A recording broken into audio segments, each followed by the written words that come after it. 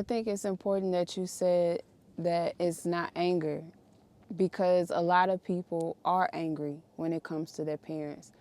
But one of the things that they don't recognize is underneath anger is hurt. Underneath anger is pain. And the accumulation of that pain leads to the frustration, leads to the anger.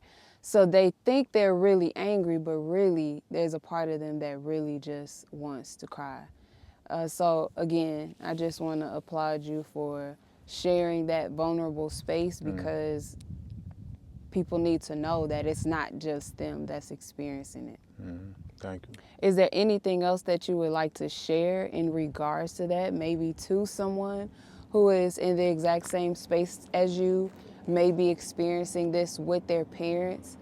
And maybe they do have compassion. Maybe that's the reason why they haven't said what they need to say, Right. because they do respect what their parents have done and they have that compassion and empathy, but they also don't want that to overshadow the truth of how they actually feel as well. What advice would you give them to honor themselves and not so much put the focus on just honoring their parents? Yeah, I say this a lot of times in my counseling sessions, that we got misnomers about communication. Communication is actually not to be understood, to be heard, or to be agreed with. Those are beautiful benefactors when they happen. But I always reference my brother, Vertical Jones, one of my producers. He had a podcast at a certain point, and he put out an episode called Push the Kanye Button. And initially he's talking about how when Kanye first was trying to become an artist, he was wilding. He jumping on executives' tables, performing, kicking shit off their desks. He's still Kanye to this day. Supreme confidence. But he juxtaposed that with the fact that as an artist, when you first make a song, whatever type of artist, rapper, singer, or even other stuff, but you first complete a creation, right? And let's just keep it music. And you in the studio, engineer has done enough for you to be able to actually download the song you just made. And you in there, you drinking your little shot, smoking your little weed or whatever you're doing. You're like, yo, this is the greatest piece of music anybody ever made. This shit fire. Oh my God, I made some crazy shit. And he was like, you maintain that energy until it's time to let somebody else hear it. And in the moment where you finally about to let another individual hear it, you're already making excuses. Oh, it's not mixed, it's not mastered, I'm gonna go back in and do a few other things. But then you start to play it, and all that power you had when you first heard that piece of music, you've now given it to them, and based on their reaction is how you're now gonna feel about that song. I juxtaposed that and took it a step further to communication. Communication is just speaking your truth, is just to get it out of your system.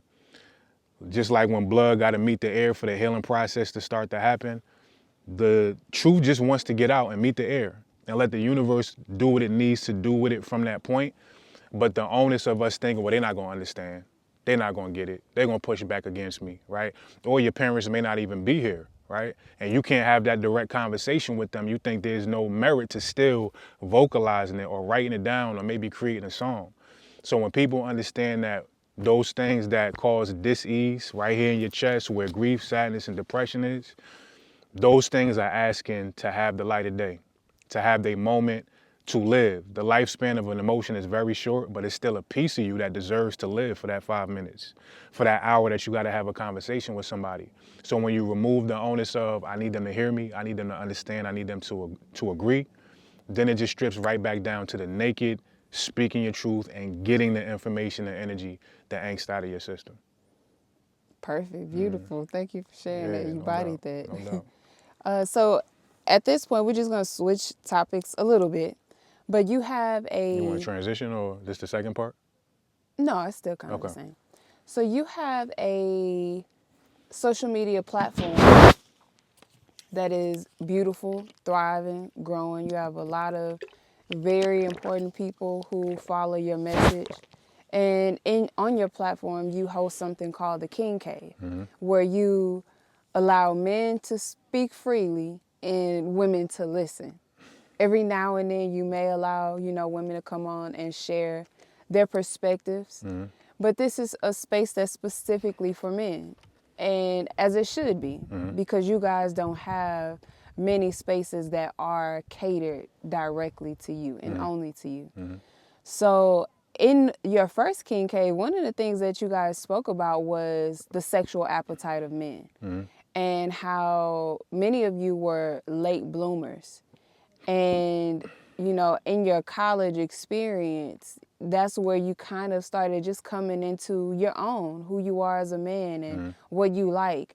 How did you becoming a late bloomer kind of shape who you were as a man? Also, you spoke about in your book that's about to come out very soon, how you first got introduced to all things sexual. So tell us a little bit about that and how the late bloomer aspect shaped the beginning of you becoming a man. Yeah, they go hand in hand. And y'all will read this in the book when I'm done with it. But in one of the first chapters, I talk about discovering sexuality through the antenna on the old school TVs. At a certain time of night, if you went up there and played with the antenna a certain way, you would have this staticky, I think it was called V-hole, but it was like static bars that would come down. But in between those bars, if y'all old school, y'all remember, you would hear a moan. You would see a fuzzy nipple, or, you know what I mean? So probably very young, like 4 years old, I started to creep up into the living room at that time when I discovered this and started to like engage that type of energy. And I was playing with myself probably at, like 4 or 5 years old until my mother came up front one night and caught me and blasted me for it, made me feel very ashamed of it. But at that point, the Pandora's box was already open. I didn't know what this energy was. I now knew that it was bad according to how I got reacted to by my mom. And even before that, I felt fear. That's why I would sneak up there in the middle of the night and constantly be doing this as I'm, doing my thing. But from that point, it created like a split in my personality where I didn't have the wherewithal to stop doing that, to stop seeking that pleasure. But I also now understood not only my mother, but she's telling me God is mad at me for this. So this is the first point where I had to create different doxes. At that point, I was Jeff. I had to create different versions of myself sexually. One of which was a place for me to be my unbridled self in pleasure, but also in hiding. And then the other, devout. God wants me to be better, right? So I was already developing that, and a lot of men, when they get in relationships, they got two versions of themselves. The one that show up with the wife in the household, the one that show up with the boys when they go to the strip club. The stories they have around the barbecue table when it's just the homies and they talking about how many women they cheating with. We often show up in relationships with multiple versions of the partner that we present ourselves to be. So for me, that started at 4 years old, and that process continued to the degree where I was scared of my own sexuality. I was scared of the pleasure, but I didn't know how to stop it. At a certain point, it got very rampant. Like it would be, I don't know if it was ever multiple times a day, but it was pretty much every day. And then when I got to college and at 17 to 19, I was becoming a minister in training. I did stop. But now my grown man energy is starting to come on. I'm also quiet. I'm a mystery. I'm around all these different girls, so they looking at me as, oh, I'm gonna be the one to get that quiet boy over there that's always in the gym and don't say nothing to nobody. So when I did come back my second year, sophomore year, after I had kind of lost my religion, if you will, it was this thing at William Patterson called the block, where you walk from the freshman dorm to the student center, and that's where all the hood niggas would be. So I went from the freshman year being quiet, little church kid doing this little poetry, to first day of sophomore year, I'm on the block with the homies. I got a 40, I'm smoking, and the girls walking by me like, oh, it's lit, it's up now. So it was never a time where I was able to have like a buffer or like to, even with having that longer period of being a virgin, it was still like I wasn't able to learn on the fly because I was always thrust in like I just first started to play with myself. That's terrible. God is going to send you to hell, right? And then trying to navigate that within myself and not having nobody to talk to about it. And then finally getting to college and now being around all these women, it was no chance for a learning curve with me. And I guess that could go both ways because the brothers who start early, the other end of the spectrum, but still the same thing. They don't get a learning curve. So I think for a lot of men, especially in the black community, black and brown community, we are sexualized very early, whether we actually engage in the sex or not. But we don't get no education, right? We may have one class in school, but I'm talking about the real education, the emotional education attached to sex. When you hit a woman's spot the right way, what that's going to do to her heart and how she's going to start to respond to you, and the pressure you may feel if you're not ready to crack the code, if you will, sexually, and to have a woman's heart chakra open up to you, the responsibility that comes with that, the power of the penis. We always hear about the power of the PUSSY. We don't realize the power that's in this thing until we 30, 40 years old a lot of times, and now we got 3 or 4 kids. We got broken homes all over the place. It's affected our finances, our ability to have time to cultivate our relationship with ourselves. We don't know who we are by the time we got 4 or 5 kids, and we trying to raise under other individuals. We haven't had a chance to raise ourselves. So even though it may not look like sexual deviance, I got to that later in life. It still was a space where, being a late bloomer, I never got the chance to have a learning curve because these spaces didn't exist to have these conversations. And there was just so much shame wrapped up in my own natural sexuality. During the first episode of your King Cave, where we spoke about this, or all of the men spoke about this, all of the men shared that they were also Late bloomers. late bloomers. 5 of them. And that was so, not confusing, but Like shocking. shocking to all of the women that were in the comments watching. I think that we've been raised for women to think that this is something that y'all kind of naturally know or want to do or are excited about or confident in. How did it make you feel to hear all of these men of the same caliber as you also acknowledge that they were late bloomers as well, and how it affected them growing up? Yeah, it took me till 42 to realize I wasn't alone in that. My whole life, I felt like I was a pariah, the only one that had to experience that everybody else that became a man way before I did. I remember in elementary school, half days is when it would go down, because your parents not really gonna be home for a few hours, and the homies is already planning. All right, I'm about to roll with Diada. I'm about to, you know what I mean? Like, they planning on who house they going to. And I just was afraid in so many different ways to have those experiences. So even though I became a man in a different way, the residue of getting to manhood after my peers been in my system till maybe the past few years. I've been able to shed that program. So to be in that moment in here, there's a lot of my niggas going through the same shit. We just didn't have spaces to open up, because if you told the homies you ain't had sex yet, they looking at you as less than. So we couldn't talk to our parents if we had them. You got to front if you're going to even try to engage in anything sexual with a girl at the time, so you couldn't tell her. So you was just kind of in your own box of having to hold that truth. And it even brought up, I don't know if I could call this sexual. I'm not going to call it sexual abuse. I'm not going to call it molestation. I'm going to call it a moment of sexual ambiguity. I never even said this to nobody. There was a moment where I saw my next door neighbor. My sister's older than me. She started to become a wild child like around 12, 13 years old or whatever. And our next door neighbors was from Florida. They would come up every summer and eventually moved up there. So my best friend, my earliest best friend, was a girl, Zizi. She's from Florida, and then her older brother, kind of the same thing. She was younger, her brother was older, about the same time span. So that was like our family pretty much. And I remember a time where I guess my sister and him was becoming aware of sexuality more than we was. And there was a time where they made us like get in a sleeping bag together and act like we was doing it. So they put both of us in the sleeping bag, they zipped us up, they probably know what they was doing. And we didn't do anything, but we was like trying to kiss or trying to do what we felt like we were supposed to do and like grope each other. It's dark, I can't even see what's going on. And like that shit felt mad uncomfortable. I don't feel like it scarred me in any way, shape, or form. But the more you do this shadow work, the more things start to come to the forefront that you may have forgotten. We really don't forget anything. We just don't give ourselves enough space and time to conjure the memory. But even that coming up in this moment, I haven't thought about that in 30 years. But in this moment, it feels relevant. And it was just so many different moments where uncomfortability was surrounding my sexuality. So to just hear my brother say, yo, I kind of went through a lot of the same shit, it let me know beyond those 5 men, even on that King's Cave episode, there's a lot more of us out here who don't have a voice yet, who feel embarrassed to say what we was able to say in that conversation. So hopefully we can have more spaces for brothers to do that. Yeah, I would like to just, before we move on from this topic, to touch on how that affected your confidence as a young man growing up.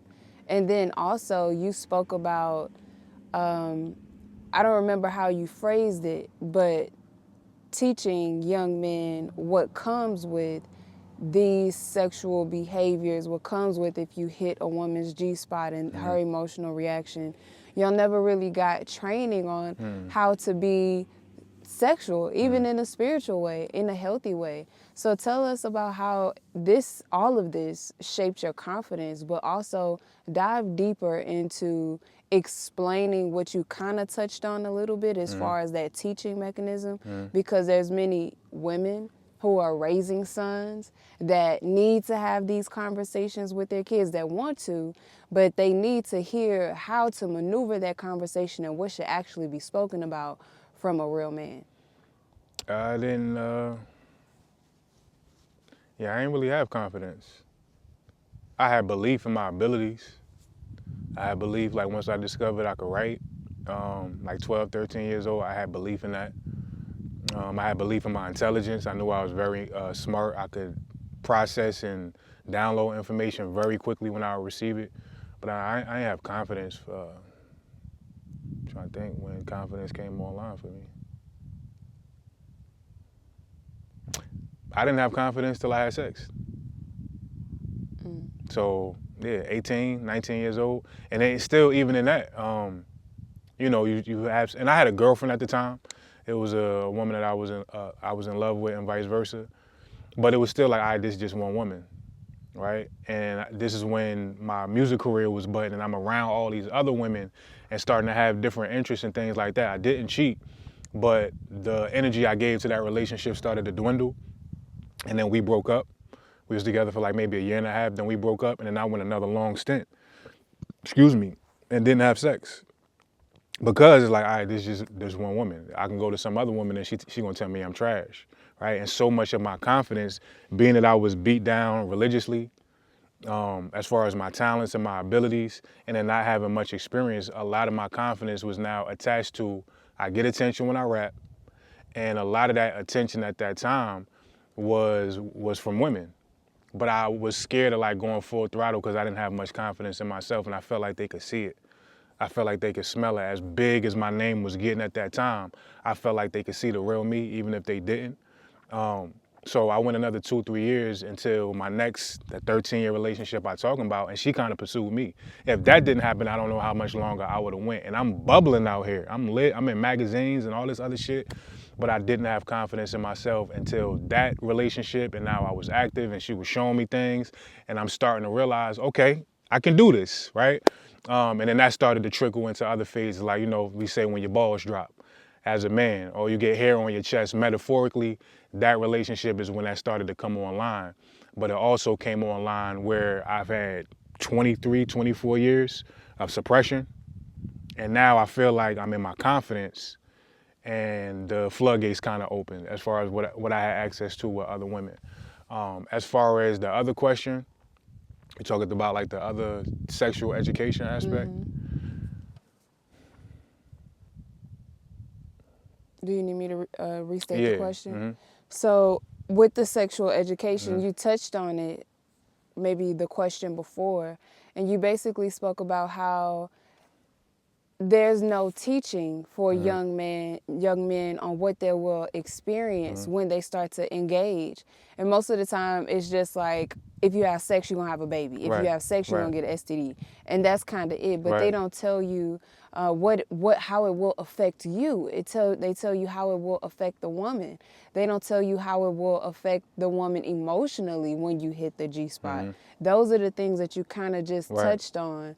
And I recognize in your King Cave, there are women who are asking questions, not just for themselves, but also because they're raising young men and they want to know, how do I have this Gotcha. conversation with my son? How do I teach my son the proper way to engage in sexual activity so they know what soul ties are? They know what Right. energy exchange is. What do you have to say to those moms, and what advice Yeah, no, can I you got you. I give? think it got to be a complete perspective shift outside of just the information that got to be relayed.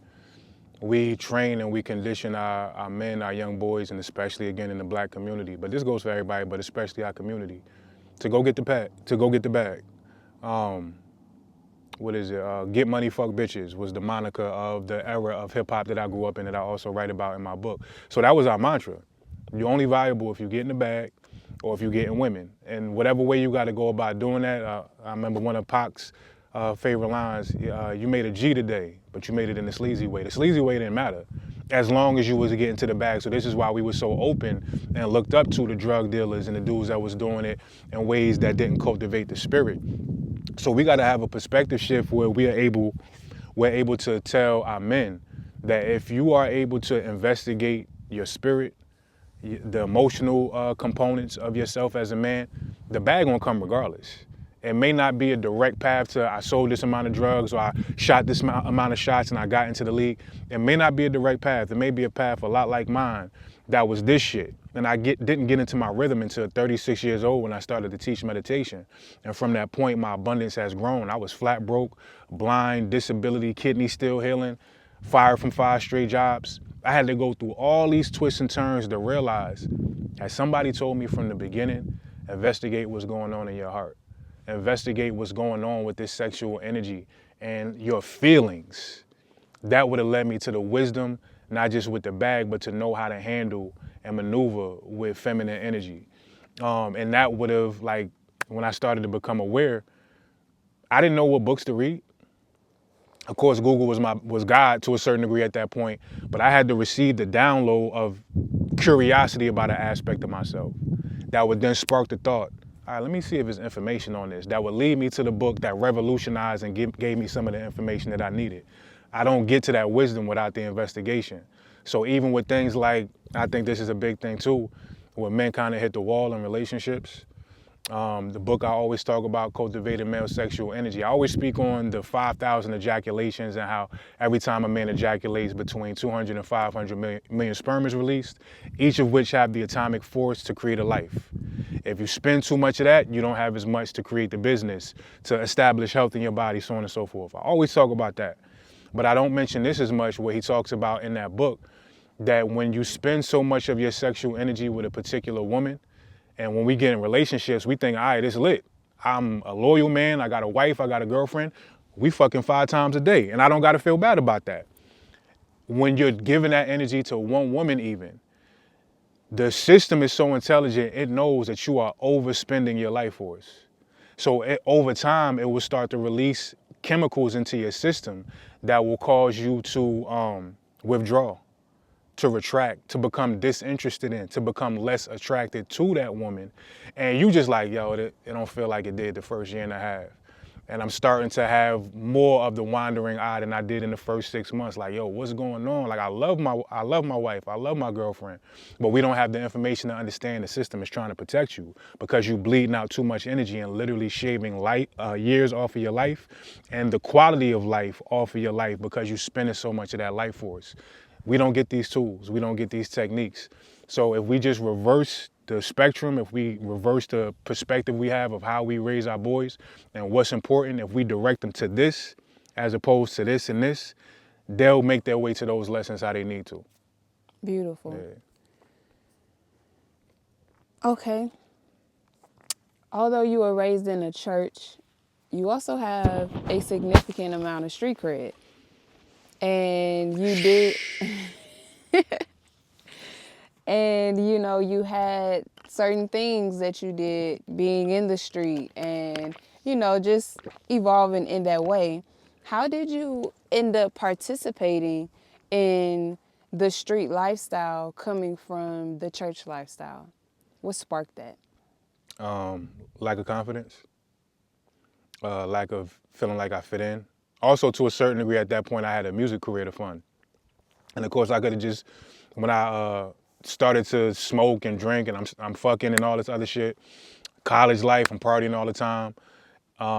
Disconnecting from my foundation of God, my interest in, you know, getting a degree and all of that started to dwindle. So my grades started to get impacted, and eventually I gracefully bowed out.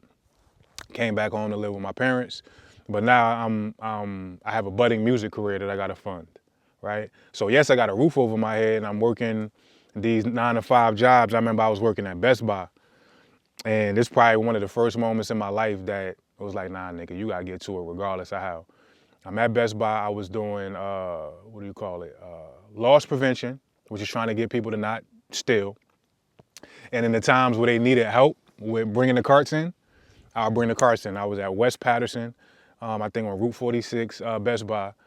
And it was night, it was cold, I'm tired. I'm not really making much money at all. I'm lost in my life. I don't know what I'm about to do. And I remember I'm pushing the cart, and I had to get the garbage out of the thing before I came in. And I'm getting the garbage, and it's a family walking in, this black dude, he got like 4 kids, they get out of a nice car. And I'm pulling the garbage out, and the whole thing just busts on me, right? And I'm just like, and as the dude is walking in, he told his son, he said, see, that's why you go to school and get good grades. And in that moment, it was like, nah, yo, whatever the fuck I gotta do. And a few of the homies I grew up with, I won't say no names, he had been hustling his whole life. He didn't have parents. He was one of our best friends, and he always had access to whatever we needed. So I go to him, and we start getting it popping, and it got to the point at the peak of what I was doing where I literally had the whole playing field clicking. Like I wasn't on the corner at that point. I'm serving the hustlers, right? We had a whole like house in Elizabeth where we got crack being produced on one floor, weed being produced on another floor. We had a whole botanist. So it got pretty crazy. But a huge part of that also, I said it in a song, The Cycle, that I released last year. You get to the point where a rite of passage for black men in the communities we grew up in, you gotta have some stain on your name. And then one of the lyrics I said, by 18, I was embarrassed that I ain't catch a body yet. Mm. So even in the money that I was getting, it was still a certain level of like that wild, wild west energy. Like, nah, it's up. Anybody that, if I got the opportunity to get some stain on my name, I wasn't on no gang shit, but I'm riding around with the 4-5 on my lap every day, hoping somebody would trip. When my ex at the time would send her to me, when I started dealing with her, she was in a relationship with this abusive dude, and he ended up going to jail for trying to kill her. He chased her down the street in her drawers with a knife trying to stab her. And from that point, I'm riding around Plainfield every day hoping I seen this nigga. If I did, I probably wouldn't be here in front of you right now because I'd probably still be in jail because I was willing to pull that trigger. I never got the opportunity to do it. But a huge part of it was that pie chart of lack of confidence, feeling like I'm not a man in my community until I have these experiences, and then just basic, not poverty in the traditional term, because I could have still lived with my parents, but as far as what I was trying to cultivate with my music career, I needed to fund it. Yeah. You said at one point you were either on the block or in the car. You have the pistol in one hand, and the other hand you reading books on quantum physics. Yeah. Mm-hmm. How were those two parts of you able to coexist? Because many people will just dive deep into one thing. If they're in college, they're gonna dive deep into college. If they're into selling drugs, they're just gonna dive deep into selling drugs. And they're just gonna, cut everything else off. How were you able to still coexist within the evolution of who you are and the person that was still trying to fund your music career and in that lifestyle? It's not even a matter of how I was able to make them coexist. Like I would tell you, I would be on the stoop, be on the block with 30, 40 niggas outside doing God knows what, and I'd be on the stoop reading a quantum mechanics book. And during that time when I was in college, not only did philosophy become important to me, but the quantum world, right? Atoms and space. And because if I couldn't get to God through the religion, if that was too ambiguous for me, I felt like the information I was starting to acquire about the quantum world was like leeway. So at that time, I wasn't even conscious that was still me having some semblance of a relationship with God. For me, it was just interesting. And niggas would crack on me. This nigga in here reading quantum mechanics. So nigga, what you want to do about it? But that was kind of what kept my peace at that time, being that I had lost my religion. I didn't know who God was. I didn't know why life existed. I didn't want to be here, suicidal, homicidal. But reading those books gave me a certain sense of peace and a certain sense of connectivity to what was beyond me at the time. So it wasn't a bargain. It wasn't a decision. I had to read those books during that time. How do you think venturing into those levels of philosophy, because once you start going into philosophy, you have to go into science, you have to go into the anatomy, you have to go into so many different spaces of consciousness, like the shirt that you have on.